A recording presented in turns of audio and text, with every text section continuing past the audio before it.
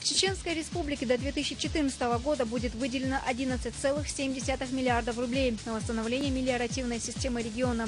Как сообщает пресс-служба главы и правительства республики, в 2011 году из этой суммы будет выделено порядка 480 миллионов рублей на проведение проектно-изыскательных работ, а на 2,1 миллиардов рублей планируется закупить оборудование и необходимую технику. Как отмечается, мелиоративная система будет восстановлена в Наурском, Надтеречном, Шалинском, Курчалоевском, Урсмартановском и других районах, расположенных в равнинной части республики. Восстановление растительной системы, особенно гидроузлов, позволяет не только обеспечивать посевы поливом, но также обеспечивает население и промышленные объекты водой. Также сообщается, что ранее общая площадь орошаемых земель на территории республики достигала 144 тысяч га. Сегодня орошается всего 18 тысяч га. Восстановление практически всей оросительной сети республики планируется к концу 2013 года. По поручению главы Чеченской Республики Рамзана Кадырова, администрация главы и правительства Чеченской Республики совместно с патриотическим клубом «Рамзан» провели мероприятие социальной направленности, приуроченное к празднованию Старого Нового года. Активисты клуба организовали концертную программу «Новогодняя сказка» для детей, больных ДЦП и синдромом Дауна. Также детей порадовал песнями участники музыкального проекта «Молодые звезды 2». В завершении мероприятия от главы Чеченской Республики Рамзана Ахматовича Кадырова всем детям были преподнесены подарки.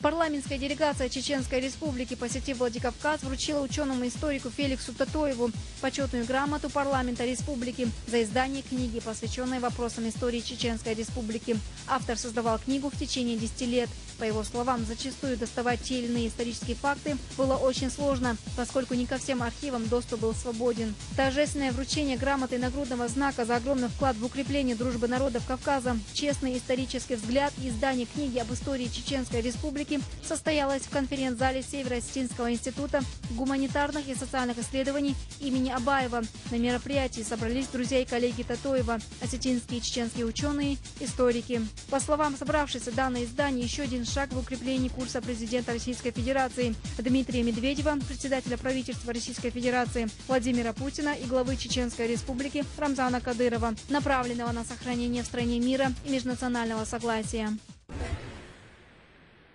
ИФО International Academy объявила о начале конкурса на получение стипендий 2011 года от основателя компании ИФА, которая даст возможность 6 лучшим студентам учиться в частных школах Великобритании или США. Инициаторами этого образовательного проекта выступили общественные организации и бизнес-структуры, призванные улучшить качество образования и, главное, поднять престиж профессии учителя. Можно сказать, что год учителя 2010 получил свое продолжение. Необходимо отметить, что интервью пройдут до 31 января 2011 года, и результаты будут объявлены 4 февраля 2011 года. Каждый из победителей сможет выбрать любую из программ подготовки к поступлению в зарубежные топ-университеты. Преимущество в получении стипендий будут иметь самые талантливые студенты, которые по окончанию программы планируют продолжить свое обучение в лучших университетах мира, таких как Оксфорд, Кембридж и Гарвард. Главный приз стипендии в размере 150 тысяч рублей.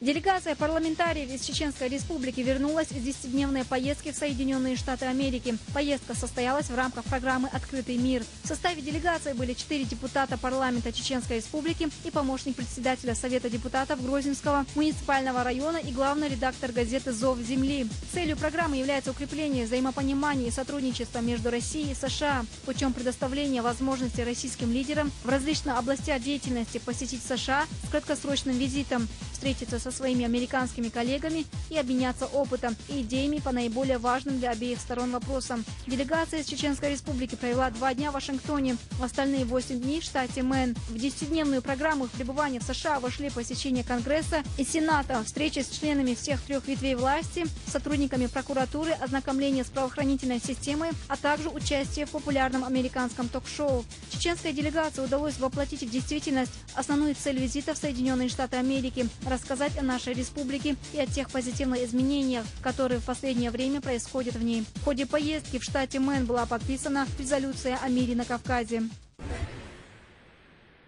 На базе Чеченского государственного университета в 2011 году построят бассейн. На заседании Бюро Высшего совета партии 22 октября 2009 года был предложен новый партийный проект 500 бассейнов. Цель проекта – развитие физической культуры и спорта в вузах России. Задача – строительство бассейнов в высших учебных заведениях России. Будущий бассейн олимпийского стандарта даст возможность проводить международные соревнования в столице республики. В Швейцарии, городе Санкт-Галлен, состоялась выставка чеченского художника Султана Юшаева. Ценителям живописи были представлены как портреты, пейзажи, так и тематические работы мастера. А сама выставка Султана Юшаева вызвала большой интерес у жителей. Наибольшее внимание посетителей привлекали портреты автора, на которых изображены горцы и горянки. В них художнику достаточно ясно удалось показать всю глубину души и красоту чеченского народа. Любителями творчества живописи отмечался необычный подход к построению сюжета, своеобразие стиля чеченского художника. Напомним, что с 2001 года Султан живет в Бельгии, является членом общества бельгийских профессиональных художников. Выставки его картин проходят во многих странах мира. В Махачкале состоялся открытый всероссийский турнир по тэквондо на призы спортивного клуба «Микиги». В соревнованиях приняли участие команды из Ингушетии, Кабардино-Балкарии и других северо-кавказских республик. Свои команды представили также Астрахань и Нижний Новгород. Всего в турнире приняло участие около 300 человек. В состязаниях участвовали 2 команды из Чеченской республики. Около 300 тэквондистов оспаривали звание сильнейших по 3 возрастным категориям. После двухдневных упорных боев выявились победители и призеры. В общекомандном зачете первое место заняла сборная Дагестана. Серебряными призерами стали чеченские спортсмены, а команда Ингушетии замкнула круг призеров. Победители и призеры были награждены медалями и дипломами различных степеней. Молодежный состав Терека, находящийся на учебно-тренировочном сборе в Кисловодске, провел товарищескую игру со сборной этого города. Грозненцы одержали победу со счетом 1-0. Гол был зачислен на счет Сулейманова. Первую контрольную игру также провел основной состав грозненской команды, находящийся на подготовительном сборе в Анталии. Спарринг-партнером Терека стал клуб 2-й турецкой лиги «Токатспор». Встреча завершилась в ничью со счетом 0-0. Отметим, что футбольный клуб «Терек» прибыл в Турцию 5 января и разместился в Белике. В этот же день команде был представлен новый главный тренер, 53-летний испанец Виктор Муньоз. На сборах, которые продлятся до 19 января, запланированы 2 контрольных матча и возможно появление группы новичков, часть из которых выступали в испанских клубах.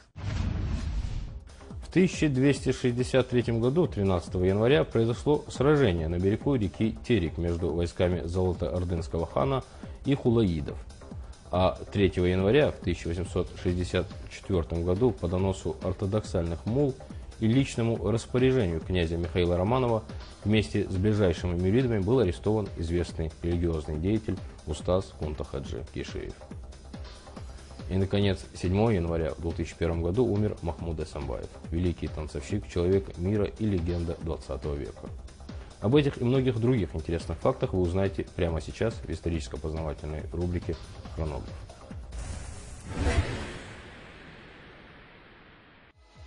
В 1263 году 13 января произошло сражение на берегу реки Терек между войсками Золотоордынского хана и хулагидов Ильханов.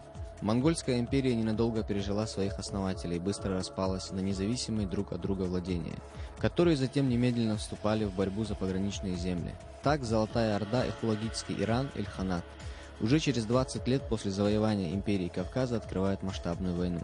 С 1262 по 1263 год Северный Кавказ становится ареной междоусобных войн монголов. Как известно, в условиях военного времени монголы проводили всеобщую мобилизацию, в том числе и среди покоренных народов. Воинская повинность являлась обязательной. Так хулагиды временно мобилизовывали в Грузии в необходимых случаях до 20% мужского населения. Наверное, подобный подход имел место и в Золотой Орде, широко привлекавший русских, кипчаков, алан, черкесов, лезгов и других горцев в свои войска. Основные военные действия между жучидами и хулагидами развернулись, по мнению Хизриева, в границах современной Чечни. Война началась летом 1262 года с набега 3 золотоордынских туменов на Ширван. Мобилизовав силы, Хулагу выбил их из Дербента и, преследуя противника, вышел через Прикаспийский Дагестан на левый берег Терека, через Броды в районе современного села Брагуны. Отсюда начинались степи Дешт и Кипчака, сердце Золотой Орды, основа существования кочевых племен. 13 января 1263 года на левом берегу Терека, напротив падения Сунжи, встретились 2 громадные армии. насчитавшие по 300 тысяч воинов. Грандиозное зимнее сражение продемонстрировало превосходство золотоордынской армии. Хулагиды были вынуждены отступить и вернулись назад той же дорогой, через Дербентский проход. Дербент был закреплен за Золотой Ордой. Следует сказать, что в этот период один из корпусов Хулагу стоял с южной стороны Дарьяла. Следующая кампания состоялась в 1265 году, когда хан Берке вторгся в Ширван. Военные действия завершились миром только в 1267 году и обескровили значительные территории северо-восточного Кавказа. В последующем военная активность монголов по-прежнему сосредотачивалась на Дербентском и Дарьялском проходах, где содержались значительные силы золотоордынцев ввиду постоянных претензий хулагидов.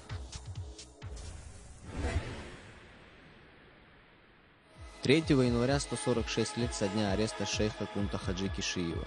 Шейх Кунт Хаджи родился в 1830 году в равнинном селении Чечни Мелчахи. Его отца звали Киши, мать Хэди. Родители его вскоре переселились в горное селение Илсхан-Юрт, где и прошло его детство. По преданию, рос он вполне смышленым ребенком, любил уединение, обучался арабскому письму, мог читать и писать. Исполнять обряд зикра он начал еще с юношества. В возрасте 18 лет Кунта совершил паломничество в Мекку и с тех пор вел религиозно-проповедническую деятельность, осуждая войну и насилие в любых формах и проявлениях.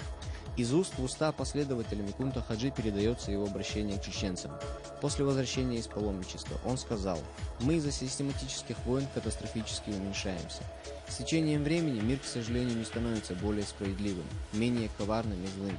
Не сокращается и количество войн. Страны и люди пытаются завладеть наиболее совершенным оружием, применение которого поставит человечество на грань полного самоистребления. Именно поэтому для наиболее разумной части человечества всегда будут интересны и необходимы такие люди, как чеченец Кунта Хаджи Кишиев». 3 января 1864 года по доносу ортодоксальных мулл и личному распоряжению князя Михаила Арманова Кунта Хаджи вместе с ближайшими муридами был арестован. Из тюрьмы он сразу написал письмо последователям с просьбой не предпринимать никаких насильственных действий. На этапе Кунта Хаджи был разлучен со своими муридами, среди которых был его брат Мовсар, и один направлен в ссылку в город Устюжна.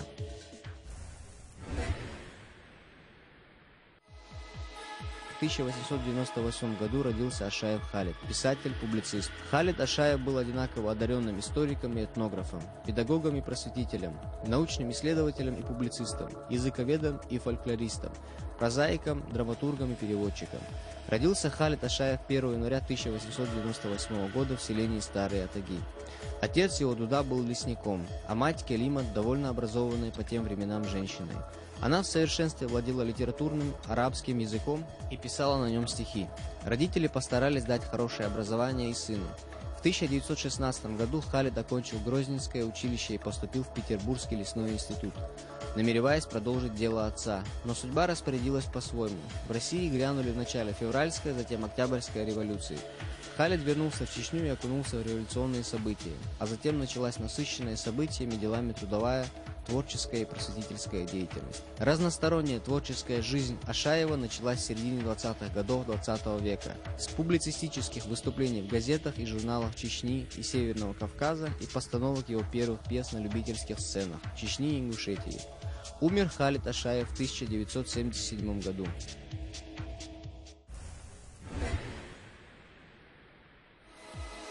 1 января в 1924 году родилась Айдамирова Мариам, народная артистка Чечено-Ингушской АССР, заслуженная артистка РСФСР. Мариам Айдамирова родилась в селении Бена-Юрт Надтеречного района. Великая женщина, женщина без возраста.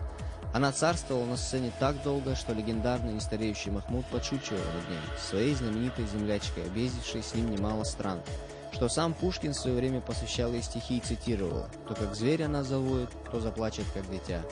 И как дитя она всерьез обижалась на все, что намекало на груз неотвратимо надвигающихся лет. Почтенные старцы признавались ей, что с детства были поклонниками ее таланта, но никто даже сейчас с полной уверенностью не может сказать, в каком году родилась эта самая яркая, сильная, с неповторимым голосом, с манерами и осанкой императрицы, звезда по имени Мариам. Дожив до преклонных лет, она ушла от нас в 1992 году.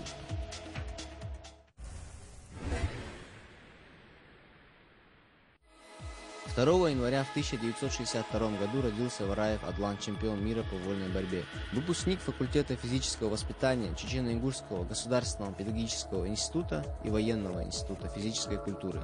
Адлан Вараев – заслуженный мастер спорта по вольной борьбе, победитель чемпионата мира 1987 года, серебряный призер 14-х Олимпийских игр, многократный победитель всевозможных чемпионатов, а также участник соревнований в составе сборной команды мира. В 1996 году Адлан уже заслуженный тренер России. Он дважды награжден медалью за трудовую доблесть, а также является вице-президентом Федерации спортивной борьбы России. Он всю жизнь в борьбе, но в спортивной. Если уж кому хочется сражаться, пусть берется за олимпийское золото. Адлан Вараев считает себя счастливым человеком, потому что живет и трудится среди борцов. Людей, лозунгом которых, как говорит Адлан, стали слова Киплинга: «Мы с тобой одной крови, ты и я». —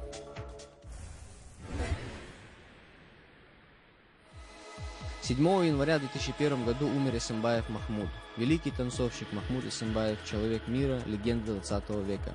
Его образ человека в папахе прочно связан с талантом и творческой активностью. Искусством Махмуда Эсенбаева восхищался весь мир. О танцовщике Эсенбаеве великая балерина Галина Уланова сказала однажды: «Такие люди, как Махмуд Эсенбаев, встречаются раз, даже не знаю во сколько лет. Он по существу так пластичен, так музыкален и так выразителен, что все, что он исполняет, никто другой не смог бы».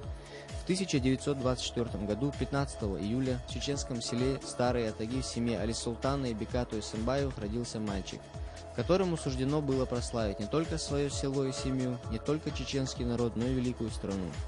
Рос мальчик, как и все чеченские дети, в спартанских условиях. Из предгорного чеченского селения Старые Атаги родом многие выдающиеся чеченские писатели, драматурги, музыканты, композиторы. Одаренный от природы необыкновенной выразительной пластикой тела, высоким ростом, совершенным музыкальным слухом, феноменальной памятью Махмуд танцевал с тех пор, как помнит себя. С 7 лет он с отцом бывал на свадьбах, где плясал под одобрительный смех и восклицания старших. Чеченец, выросший в Киргизии после депортации семьи в 40-х. Он имел за плечами лишь 6 классов средней школы, но родился танцовщиком по склонности и таланту и стал артистом наперекор воле отца. Солист эстрадной сцены, имевший в 50-х, 70-х годах огромную популярность. Похищение невест – традиция, не имеющая ничего общего с морально-этическими нормами чеченцев. К сожалению, это архаичное явление имело место в современном обществе до последнего времени. О событиях, произошедших в селении Гелдеген, и позиция главы республики в данном аспекте продолжит Валид Гинаев в рубрике «Тема».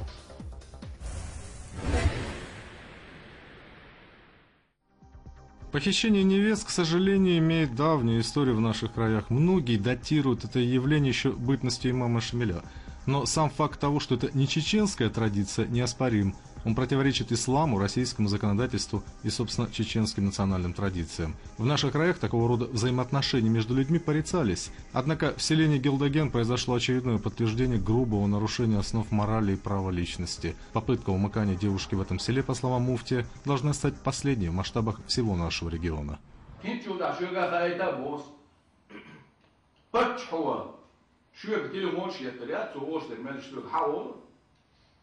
بچهر دل عمر صغیرش یه ویگر دا عمر صغیرش سالك سايت اجمد كي صغيرتر ويتغنى خوش عمل عجين تقوش طعم مخكري سيدا متى اون خو باتوي вот модус. Гелдогенская история вызвала бурю возмущения не только рядовых граждан, но и властей. Глава республики Рамзан Кадыров по этому поводу собрал глав районов, духовенства и силовиков. Темой встречи стало обсуждение произошедшего в Гелдогене. Это опасный прецедент, способный привести к падению вековых устоев чеченского общества. Кстати, участники Всемирного чеченского конгресса, прошедшего в Грозном в октябре прошлого года, приняли решение об искоренении фактов умыкания невест в чеченском обществе. Ishjat megadat alla dostana halham megshdu ishdu bohedi voli hins ve maqabesam boshe yedich megadat busal dinya megshdat noxshi gilqshkah megshdat zakwansi megshdat alla qaygina doshe bo babana yuwa yedina yuwa yol bolna raders da harf iz hunani harf bosh lier bu tul sonach isheni dini hushnaha يلقى الإمام محبوانا أيوخل رأي عن عدل إسان دلش دلمان سيخ رأتين زوي главары он, начальник милиции, да имам участковый, В чем же причина развязанного поведения тех, кто единственным способом решения семейных отношений непременно рассматривает умыкание молодой девушки? Невоспитанность, незнание адатов или откровенное хамство? Или же есть другие причины, побуждающие молодежь к совершению противоправных поступков? Саид Хасан Вакаев, кади Курчалоевского района, на совещании главы республики оправдываться не пытался, признавая в первую очередь свою вину за случившееся. Теперь главное не допустить таких прецедентов и впредь.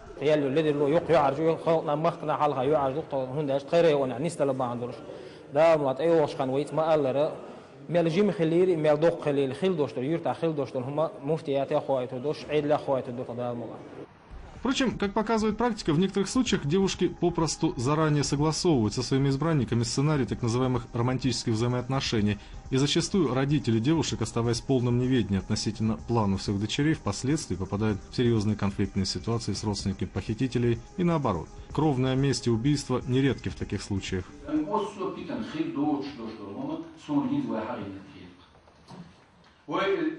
زود شاء ماري خس ويدخك ويمسير برتخل سامس دعتي وقوات سامح بقوات ثاني أودي يساتو من يدين ويقولوا أول شعب ويرات ويقولوا بدي تعيم ضعوة أقتل اختار غير سام ظلم. Бороться со злом, по словам муфти, предстоит теперь сообща и кадиям, и их помощникам. Имамы же в этом случае обязаны согласовывать свои действия с кадиями. Потворство же имамов в улаживании фактов умыкания девушек повлечет за собой для них проклятие. Борьба за сохранение нравственности и морали в Чеченской Республике идет, пожалуй, как никогда интенсивно. В нашем регионе эти усилия, по мнению населения, будут способны дать чеченскому обществу огромную пользу. Во-первых, будет сохранен вековой уклад жизни чеченцев. Во-вторых, пресечение попыток нарушения прав личности остудит некоторые горячие молодые головы, мечтающие о построении собственного благополучия путем нарушения основ человеческой морали. Гелдогенская же история послужит отправной точкой к полному искоренению фактов похищения невест в республике. Он родился в 1912 году в селении Осман-Юрт. Прожил короткую, но яркую жизнь. Его подвиг останется в памяти благодарных потомков. Ирбахайн Бейбулатов, герой Великой Отечественной войны.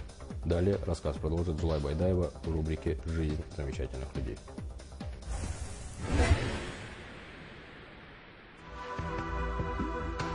Ирбайхан Адельханович Бейбулатов родился в 1912 году в селении Осман-Юрт в семье чеченца-крестьянина.